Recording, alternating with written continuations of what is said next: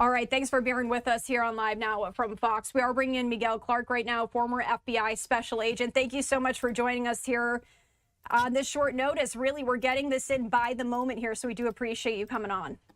For sure. Glad I can be here. All right, well, I want to start with this, and this was before we get to the photo that was just released here. The Pima County Sheriff's Office saying this moments ago, saying as of this morning, law enforcement has uncovered these previously inaccessible new images showing an armed individual appearing to have tampered with the camera at Nancy Guthrie's front door the morning of her disappearance. You know, the past few days, we had heard from officials saying we're not going to hold press conferences until we get more information. This abruptly just coming out here. What was going on behind the scenes these past few days? How long have they potentially known about these photos? I wouldn't say that it would have been too long that they would have known. When this initially happened, you have to think about Tucson. Tucson is not where the main FBI field office is located. It's a resident agency. And so as soon as Pima County says, you know, we might want a little bit of help from the FBI. They may not know everything that they need, all of the assistance that's available and all the assistance that they're going to need. I feel pretty confident in saying that in the first hour of this investigation, they didn't know that it would be something that resembles like a nationwide manhunt and needing to have several different updates and the never-ending news cycle as it relates to this. And so when you start thinking about that, there's additional capabilities that you start to bring to bear. I thought that these images like these should have been available fairly early on, primarily because they were probably captured on that camera and stayed resident to the memory of the camera. The FBI has a lot of capabilities to do digital exploitation. And even though the first place that it seems like Pima County went to go look was to see if these images had been uploaded in some way to a service, but we then found out that there was no service that was being paid for. So those images never actually got uploaded. Now, what I think happened is that these images, the camera processed those images locally and then sent a notification and said, hey, a person is detected. That person detected was registered by the app. But of course, these images weren't saved. So what I think has happened is that the FBI was able to digitally and forensically remove these images from that damaged camera or any of that electronic storage data that was located or that was left behind by the adversaries, by the bad guys. All right, Miguel, as this is breaking news, we are getting statements in here on social media, and I wanted to share this one. This is coming in from FBI Director Kash Patel saying, new images in the search for Nancy Guthrie. Over the last 8 days, the FBI and Pima County Sheriff's Department have been working closely with our private sector partners to continue to recover any images or video footage from Nancy Guthrie's home that may have been lost, corrupted, or inaccessible due to a variety of factors, including the removal of recording devices. The video was recovered from residual data located in back-end systems. Working with our partners, as of this morning, law enforcement has uncovered these previously inaccessible new images showing an armed individual appearing to have tampered with the camera at Nancy Guthrie's front door the morning of her disappearance. Going on to say, anyone with information, please call the FBI. But similar statement to what we just saw from the Pima County Sheriff's Office. Now that we have these photos, and I do want to put them back up on the screen here, how much closer is this really going to lead to figuring out who may have been behind this? Well, we'll be able to determine, approximately what appears to be male. We know that the individual is armed. From all the information that we have about Nancy Guthrie, she was somewhere in the neighborhood of about 140, 150-ish pounds. You don't pick somebody up like that and move them against their will. So the adversary, the bad guy, needed to project some level of force to create some amount of compliance that's there. So a lot of questions have been answered now, right? We know that this individual would have been on the property for anywhere between 25 and maybe 40, up to 40 minutes there, just based on the timelines that are there from a digital perspective. So this rules out a number of different things. And so as opposed to trying to figure out, now it's trying to figure out who this individual is, but we're only seeing one individual, right? So that tells me something. It's not an organized group. Or if it is, then only one person approached the camera. So these are some of the things that now I'm starting to think about. about, okay, how many individuals, how much of a plan was this? This is a crime of opportunity. Was kidnapping always the intent? And if kidnapping was always the intent, now I'm thinking, why is it that they only brought one person? Right. Right. And That's what I'm thinking. right. Yeah. Still a lot of questions here. And I actually just wanted to share this because we just got this update in here as well from the Pima County Sheriff's Department saying there are no press briefings planned at this time and Sheriff Nano's not conducting one-on-one interviews. Why would they not be hosting a press conference on this right now? We just got these images. I think people were waiting for this update for several days here now. Why would they not be holding a press conference on this at this time? There's no call to action from no further call to action that a press briefing would provide.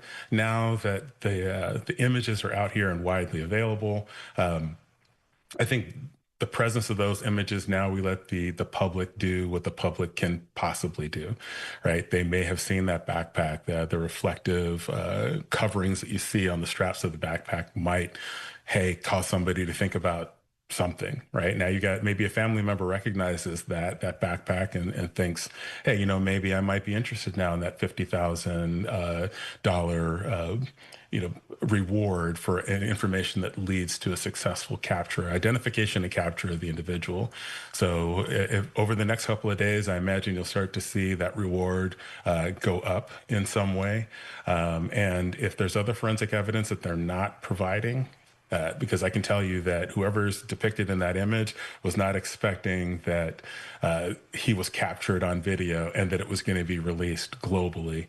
So let's give that adversary, that individual, an opportunity to start to react, to get nervous and start to make mistakes. So this is the time for law enforcement to capitalize on those potential mistakes. I said the last time that I was on, that this is a logistical nightmare for somebody who wanted to kidnap this individual and maintain that person alive.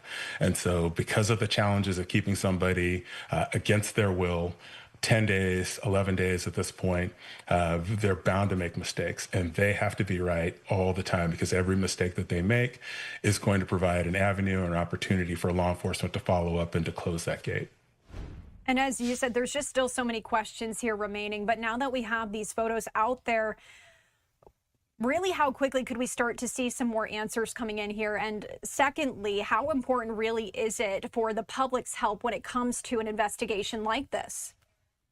Well, you won't know how important the public's help is until the investigation is over. Somebody somewhere has seen something. And so you look at that, you look at these grainy images, and, they're black and white or monochrome, but the eyes are there, right? The headgear is there. They had to wear, they're wearing gloves. All the clothing that's being worn there is going to give an indication to somebody who has seen something like that in the past. So yes, I think it's very important for the public to remain vigilant.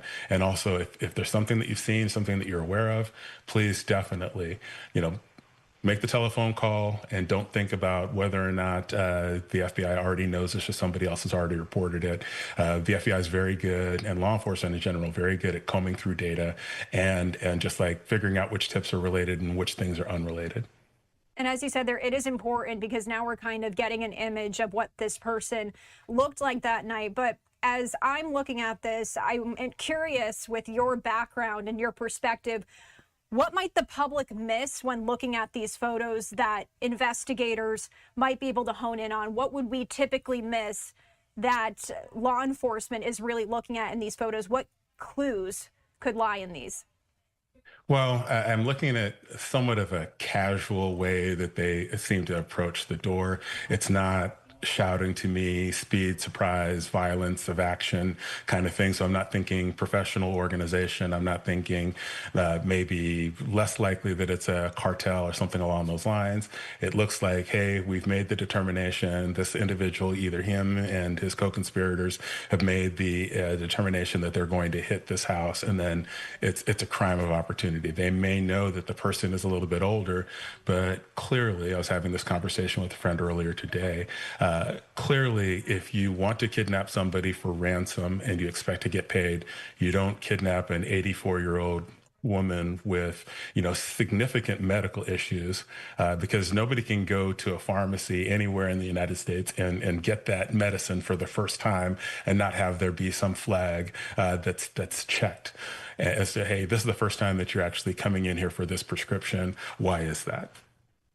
Yeah, and Miguel, another update that we're getting in here that I wanted to share. New this morning, Fox News Digital has learned that some of Nancy Guthrie's hired help, like a landscaper, a pool cleaner, are submitting DNA samples. Then we have this quote that says it's significant because it reveals that they did get some DNA from inside the home or from the collection of evidence at the scene. So now they're going to be comparing that DNA to either eliminate individuals or obtain information about them. Can you just walk us through that process here? Given your experience, how quickly does that move? What could that lead to? It's going to feel slow to the victim's family, but from a law enforcement perspective, it actually moves fairly quickly. So I would say within the next 48 hours or so, you'll start to see some of these things get eliminated. I don't know that we need a full forensic ancestral genealogy from these DNA samples, but you're going to want to know, right, have these people been in the house before? Is that why the DNA is there?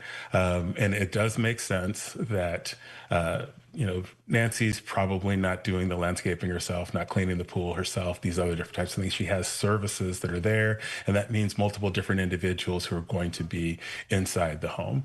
And so my understanding is that there was another camera inside the home as well. And so if you also see some attempts to defeat that camera or know that that camera is there and then immediately go to defeat that camera, then that's going to give me the indication that they were either provided information, some type of awareness of what to expect inside the home, indicating to me that somebody's been in the home before. But this is, to me, the most viable option, thinking about people who already have done some level of surveillance on the home, whether they're there for lawful purposes or if they were there for unlawful purposes. Now that these photos have been put out there, what developments typically follow after this? I know we've touched on this a little bit, but based on what you have seen, what typically comes after a photo is put out there? And also, what would success look like in the days leading after this, since that has been put out? All right, so with the photo here, there's going to be additional forensic evidence that is going to start to come out from this as well. So probably additional photos and pictures and or video. Again, we did hear that there was a device that was inside the house. If there's anything that can be recovered from what's inside the house, I imagine that that would be a good thing to keep close to the vest if they've already gotten that, primarily because I don't know that it has any more probative value than what has already been released. These are the things where I'm going to want to look at see the professionalism of the actor when he's inside the house. What does he do? Are there other people who were not on the first camera? These are all things that I'm going to be looking for. So we're going to have DNA processed as well, additional forensic evidence, probably walking through the house, what was done, how was it done. We knew it was an armed individual now, and we didn't know that before. We could have surmised that because you're not just going to carry away a 152-pound individual who does not want to go anywhere. You have to be able to project force. So those are some of the things that I'm seeing. Everything that was accomplished in the successful kidnapping, you will see people walking through the scene saying, okay, this is what the individual would have needed to have done in order to remove Nancy Guthrie from the property successfully. And so this is the other part where you start to think, okay, how much force was actually applied, right? Is it a harming force? Is it a threatening force? What's being projected? And then what's the likelihood that, again, you're going to hold somebody against their will for 9 days when you didn't plan to hold somebody against their will for 9 days? You think about planning a vacation or something along those lines and what goes into all the challenges, all the things that you're thinking about in planning a vacation. And people that are going on a vacation with you are going because they want to be there. So now we have an individual who has taken Nancy away and kidnapped her against her will. There's just so many challenges associated with that. And we're going to start to play that out. Miguel, and we are, just for some perspective, in case our viewers can hear in the background, there's a lot of talking on. There's reports that There's new video from FBI Director Kash Patel that has just been put out there that we're going to work to play here in just a moment. We're just working on our end to get that in here. We also, so we do have this post that is just coming in here from Kash Patel saying additional recovered images from the same camera at Nancy Guthrie's front door the morning of her disappearance, including 2 videos of the individual. I do believe the video is ready. All right, so we are going to, Miguel, I'm going to have you stay on here. We do have the video, and I do want to just play it for our viewers here now, and we'll get your thoughts right after that. So just stay on with us. All right, this is just released here from FBI Director Patel. What did it go? What did it go?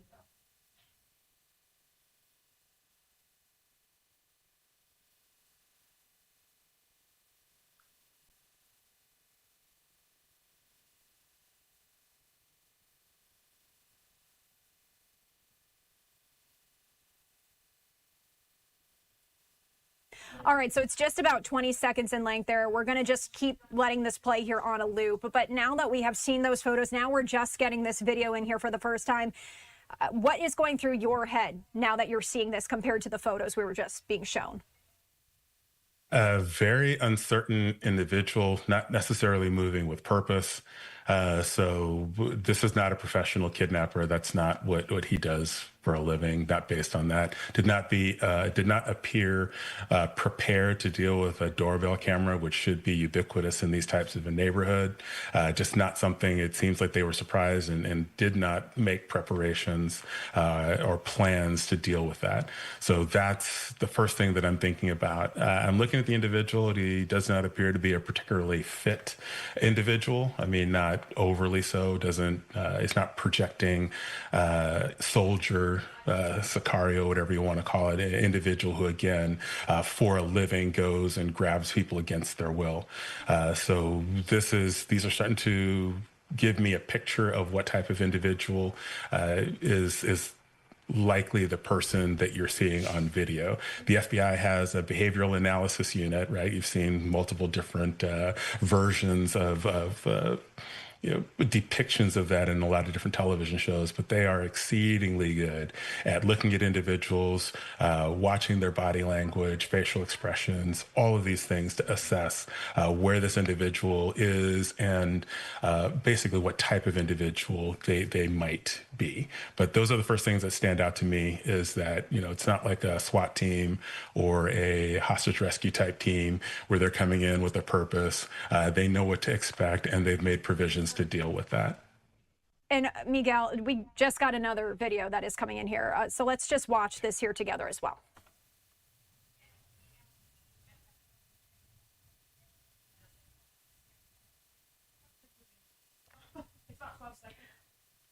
All right, so just about 12 seconds there. It appears the subject's trying to cover the camera with what appears to be some brush there or some leaves. It also appears that there might be a light coming out of their mouth. It's kind of unclear here as we are just getting this in here. What do you make of this? Same as the last response?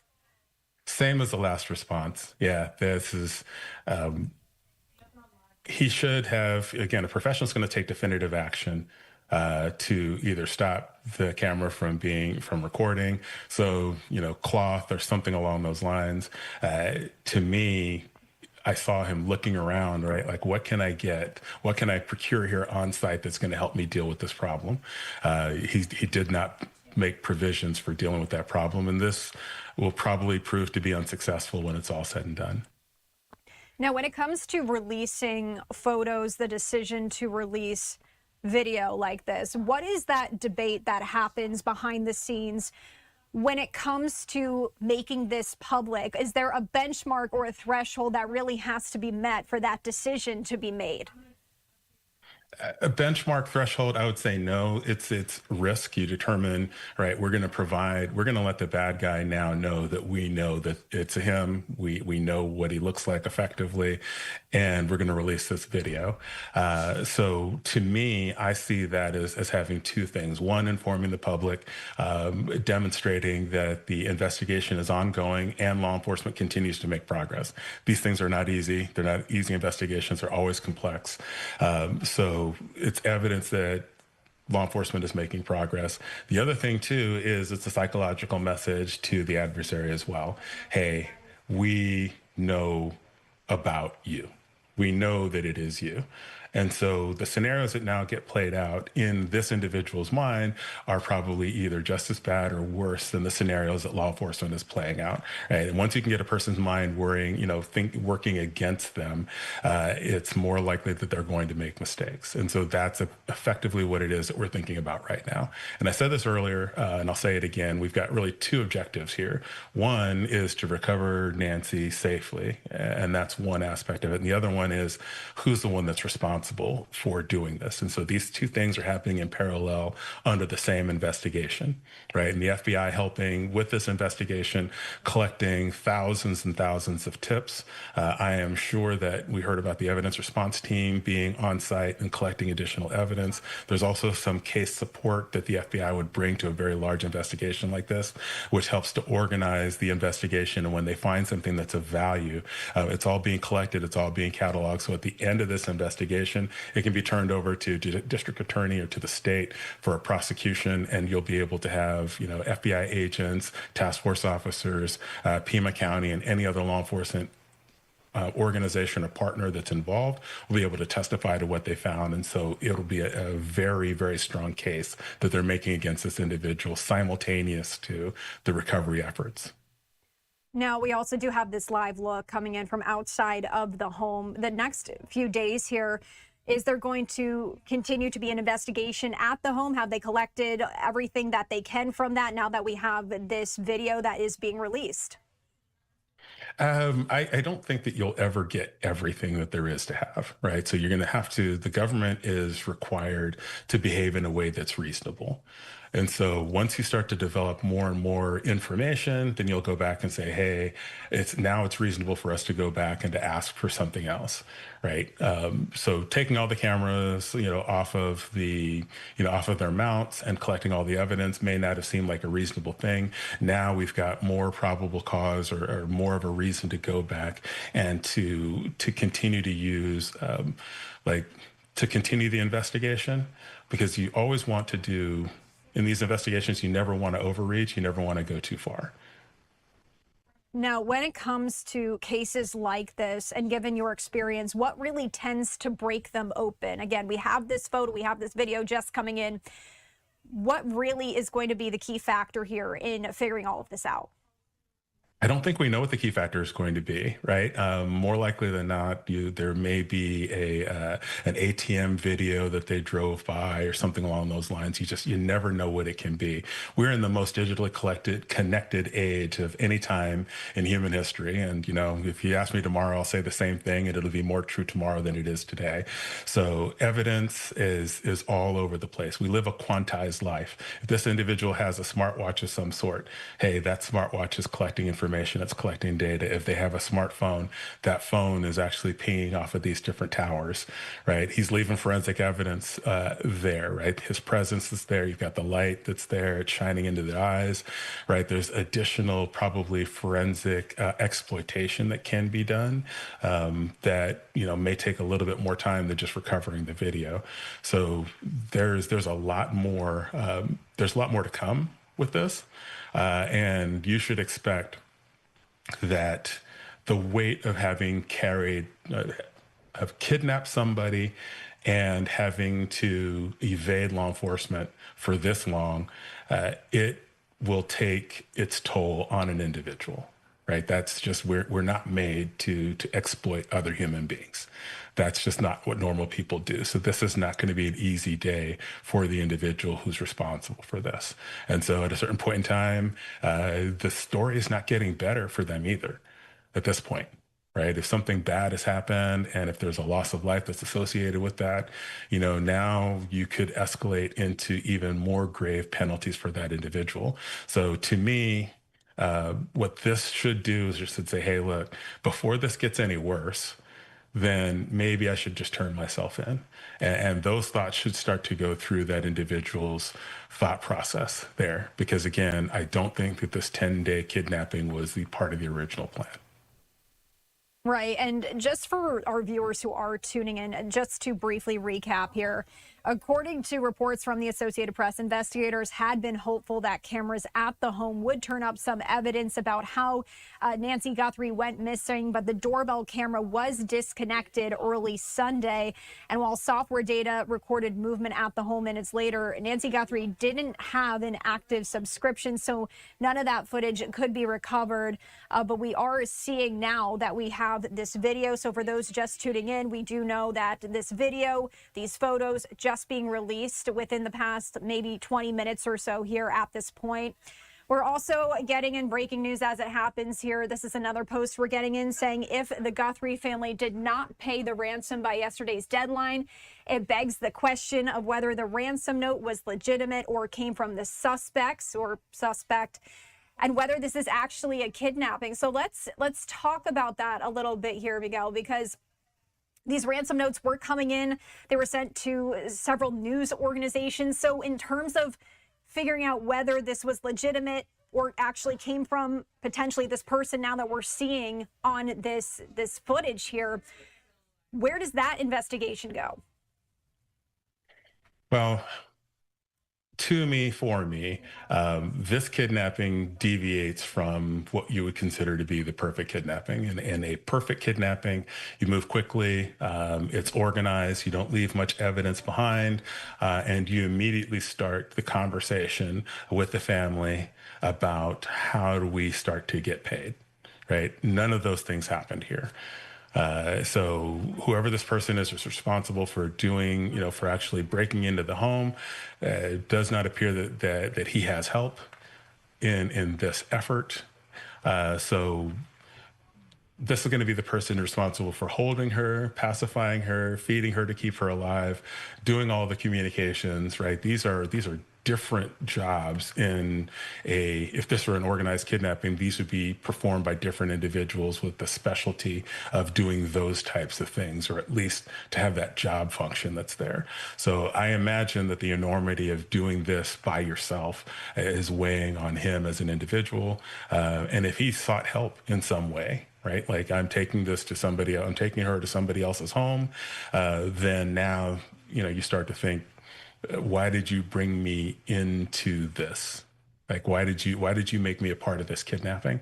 And so whatever allegiances or friendships or partnerships this individual has, I don't think anybody wants to be associated with him right now, especially the likelihood of not actually getting paid, right? You're going to want to have a high likelihood of getting the money back from those victims.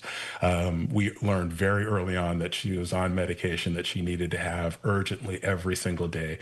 We're 9 days in right now. From what I understand, there has not been a definitive proof of life that's been provided. So two scenarios that I'm thinking about there. One, none can be provided. None can be provided, but why? Right? Is it because there's been a loss of life event? Or is it because the person who's actually sending this information out is not the person who actually has Nancy to begin with? We're talking about crypto wallets and Bitcoin, right? These are ledgers, and you can see when those transactions take place. And then how do you convert that cryptocurrency into real spendable cash? Those are significant challenges that it does not appear that the kidnapper and or kidnappers have planned for. All right, Miguel, we are actually getting in a statement here from Savannah Guthrie as she's sharing this to Instagram, saying, "We believe she is still alive. Bring her home. Anyone with information, please contact the FBI." We've been seeing these messages being put out the past several days here from the Guthrie family, really begging for the public's help. And Miguel, as we do see that more viewers have tuned in with this breaking news, we do want to just kind of quickly recap what we've been seeing here. And I know I asked you this question earlier, but for those who are just tuning in, I think it's important to revisit why this is all being released now after days of the Pima County Sheriff's Office saying, we're not going to host a press conference right now. As soon as we get information, we will bring it to you. We will have a press conference. But then we saw these photos and videos just being put out, and the Pima County Sheriff's Office saying they're not going to be hosting a press conference right now. So why now did they just decide to put these out, and why would they not be hosting that press conference right now? Let's just recap that. Okay, I don't know that the press conference is going to add any value. There's going to be a lot of questions that are going to be asked, but the most important thing is wide distribution, wide circulation of these photos to the greatest number of individuals who stand a chance of being able to either turn on the person we see in the video or to provide do some level of reporting on him so that we can get closer to who that individual might be. The way that he stands, his build, that is very familiar to somebody. So part of the reason why I don't think that we're seeing a press conference is because I don't know how much additional value, at least investigative value, that is going to be added. The other thing too is that Pima County said that they were unable to recover some of the video using the techniques that they had access to. You also heard the Director Patel said that in cooperation with partners, they were able to recover some of this video. So what that suggests to me is that there is some proprietary format that the video was shared in, and then with the help of the partners, they were able to recover some of this trace information, that they were able to pull stills and video from the trace information that was there. And part of the reason why, if a subpoena was sent early on, which I'm sure it was, to whatever we're seeing the Nest encoding up there, there's probably no official files that were associated with the images coming from Nancy Guthrie's home, right? So that's typically what I would think that a subpoena would entitle you to at least preserve that information in advance of a search warrant. But you're really looking at files and their normal filing system, and that's what your search warrants and subpoenas are intended to get back from those that they're served on. Right. And we are also just going to put back up for those tuning in. This is when this news first broke, just about 30 minutes or so here ago at this point. The Pima County Sheriff's Department had put this out, and I just want to read it again in full. It says, over the last 8 days, the FBI and Pima County Sheriff's Department have been working closely with our private sector partners to continue to recover any images or video footage from Nancy Guthrie's home that may have been lost, corrupted, or inaccessible due to a variety of factors, including the removal of recording devices. The video was recovered from residual data located in back-end systems. Working with our partners, as of this morning, law enforcement has uncovered these previously inaccessible new images showing an armed individual appearing to have tampered with the camera at Nancy Guthrie's front door the morning of her disappearance. So that information right there, Miguel, appearing that this is an armed individual. We also do know there was blood outside of Nancy Guthrie's home as well. What does that suggest here? Is that what investigators have really been focusing in on these past few days of this investigation? I don't know that the video has been available for the past few days, right? So these are back-end systems, so that meant there needed to be some level of a search to go and to find them. And I imagine that working with the FBI and through partnership, none of these things are going to happen without partnership with the private sector.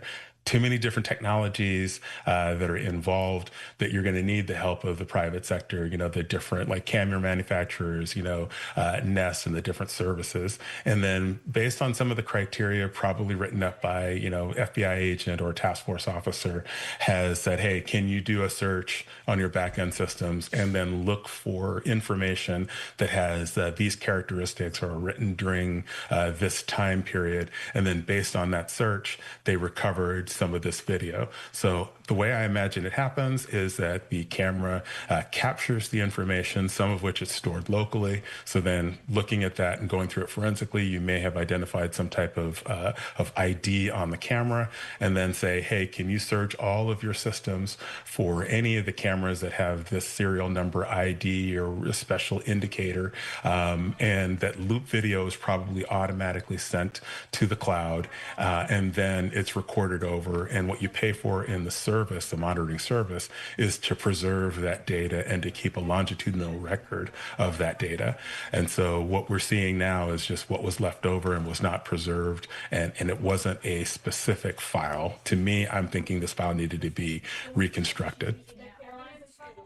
And I do want to also just touch on the same question again. Now that we have this photo and video in here, we touched on this already, Miguel, but for those tuning in, can you share with us, just based on your background, your experience here, when you take a look at this video that was just released, what is going through your head? What key clues are really sticking out to you here?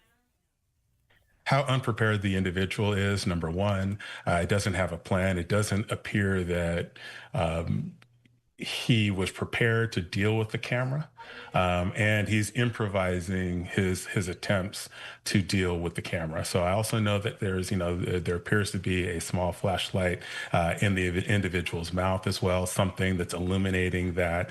And so there's saliva now that may be available somewhere, right? So there's DNA prints that are left behind, but the lack of preparedness, and there's only one individual. Those are the two things that are standing out to me. Yeah, and right as you were saying that, we got this post in here from Matt Finn with Fox News saying, the Guthrie person of interest rips up some plant and apparently tries to cover the Nest Cam with it. That particular moment doesn't come across as too sophisticated. Pointing to what you were just saying there, Miguel, that aside, this is the stuff of nightmares, and my heart, again, goes out to this family. So let's just recap what objectives are typically behind releasing a photo or a video. And but before we answer that question, I do just want to share with our viewers that we are anticipating the White House press briefing to start here momentarily. We will dip to that as soon as it does begin. But when it comes to releasing these photos, these videos, and I do just want to share that photo there on screen again, what really typically goes behind releasing that? Is it identification, pressure, or something else? I think it's all of those things. It is the identification, it's the pressure, and you have to weigh that against, hey, do we really want this bad guy to know that we have these images?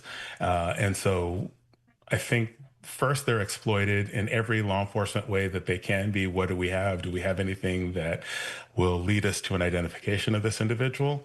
And if you don't, now you're going to expand beyond the law enforcement and law enforcement sensitive systems, and you're going to go to the public, and you're going to really crowdsource this part of the investigation. So you'll be able to have some idea about height and weight we'll be able to get from this individual. There's a basic shape of the individual's head as well that's there. So they may be able to use that information and just kind of mock up somewhat of what a person might look like. And that build, those mannerisms, what he was wearing, all those things, somebody's going to say, yeah, this looks really interesting to me, right? And maybe even you see what appears to be a pistol case and a pouch. That's fairly unique. That's not where I'd carry a pistol as a seasoned law enforcement officer, right? And it looks like it's zipped up. So this is not letting me know that a person is used to projecting force for a living. It does not scream sophistication or professionalism. You were saying that investigators most likely didn't really have access to these photos and videos for a long period of time. My question being, we had gotten this timeline of potential series of events just a few days ago of what led up to this. Does this change that at all? I don't think so. It just gives us an indication as to what things took place during that, anywhere between 20 to 45-minute time period that's in there. So now we know that it's at least one individual. We know what he looks like. We have an idea about what the build is, his build. And so now we know that there's a pistol that's there, or at least a case that we presume has a pistol in it. And so that gives us an indication as to how they were able to extract Nancy Guthrie from the home, probably by threatening violence and taking advantage of an individual who, again, an elderly individual with health problems. So we know some of those things. Making a plan to engage in a violent action, that we consider this to be violent because the person is taken against their will. So this would be considered to be a violent crime, even if it's not traditionally what we think about, having been desensitized to violence. So taking violent action against another individual is not something that healthy people do, and do without some type of personal consequence to them, right? So the humanity of the individual who's responsible for doing the kidnapping is being eroded away. And this releasing of the video and the pictures, probably that individual is creating a picture in his mind. They know more, right? And I can promise you that law enforcement definitely knows more.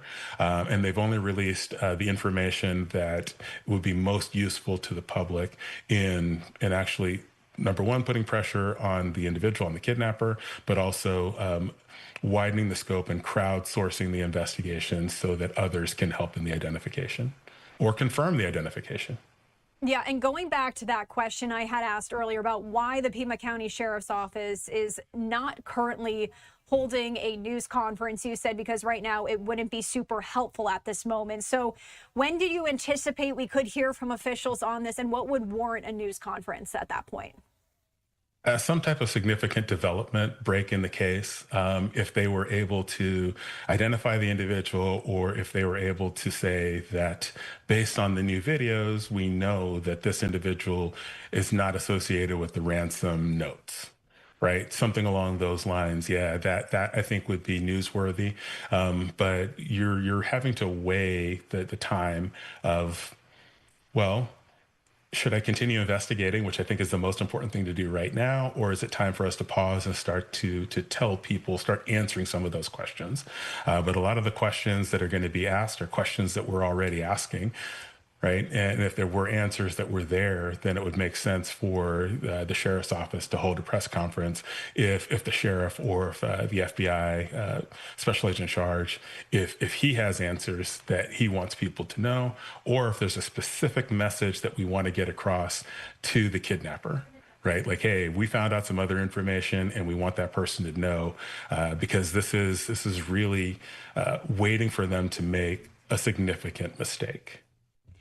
Right. And we talk about the importance of the public's help in this. And besides the obvious question of, hey, we're putting this out there in hopes that someone may recognize this individual, what are investigators really hoping to get besides that? What information? And as they await for more tips to come in, what are they really focusing on? What can they really do right now? Well, I mean, there's a lot of information. It's all going to be circumstantial. I don't imagine that somebody's going to look and say, hey, I know that person, and, that's John Doe. But it's a fairly distinct looking pistol case. So somebody sells those, right? So like, hey, yeah, we sell something very similar. So there's going to be a make and model that's associated with that. There's also going to be, hey, maybe records as to when that was purchased. Then, of course, the clothing, the backpack, right? The backpack manufacturer, hey, I recognize that backpack. These are all the places that this backpack was sold. And maybe there's something unique about the backpack, or his zip top that he's wearing, or the shoes that he has on, right? The fact that you're captured on camera, you are revealing so much information that you don't realize that you're actually revealing. And so, you can hide your face, which he's done a fairly good job of obscuring his face, but somebody probably already knows what brand of balaclava or face covering that is, and where those things sold. And you start to be able to put a picture together of all these different purchases and all these other different, items that the individual brought with them to the crime scene. And now, like, okay, we definitely now have more things for us to follow up on. And you never know which one of those clues could be the vital clue. In the past, the FBI has gotten tips from scorned former spouses about the activities of their husbands when they were spying, or whatever the case may be. And some people have decided they just don't, this is bad. It's a bad look. This woman didn't deserve that. And so there's an amount of outrage that's associated with this. And you already said there's going to be a White House press conference that's here. How many kidnappings have the White House weighing in on the kidnapping? Right. I mean, no, we appreciate you hanging on with us for so long. I know we've been going for a while here. We actually do have another video that has just come in. Let's watch this together. We've showed you the past two. Again, just a snippet there, very quick clip that appears to loop. But if we compared this video compared to some of the other video that we had just gotten in, and let me actually just put up this other surveillance video on the screen here. Really, we're just getting a quick snippet of this person walking up to the door. But what do you make of that compared to what we have seen released in these other two videos? It's pretty consistent, right? We're not looking at an individual who is making decisive actions. They know they need to hide their face. Maybe there's some element of shame that's there as a result of that. I mean, having seen a lot of different violent crimes, I'm thinking there's some level of like, oh man, he just looks like he's having a bad day walking up, right? I mean, it does not strike me as professional criminal or even somebody who's done a lot of criminal work. So when I put all those things together and I'm starting to look at, again, body language, the approach, the person just seems woefully unprepared for what they're getting ready to go into, and almost like they don't want to do it, right? Those are some of what I'm seeing. Just looking at the body language, the guy looks demoralized before this thing even starts. Right, exactly. And as you said, we are expecting this White House press briefing. It was slated for 1 p.m. Eastern time. We could potentially imagine here that the White House reviewing these photos and videos that are going to come out. And we had heard from President Trump just a few days ago that he had spoken to Savannah Guthrie, offering a federal assistance. How much of a role does that play in this investigation, with President Trump coming out and offering that support? For the investigation so far, I don't know that it adds much, except for the fact there's presidential interest. Oh, and So you know that what, could mean Miguel, any I number do of have to things. cut you off. I'm so sorry. We do see Press Secretary Caroline Leavitt. Let's head over there. Okay.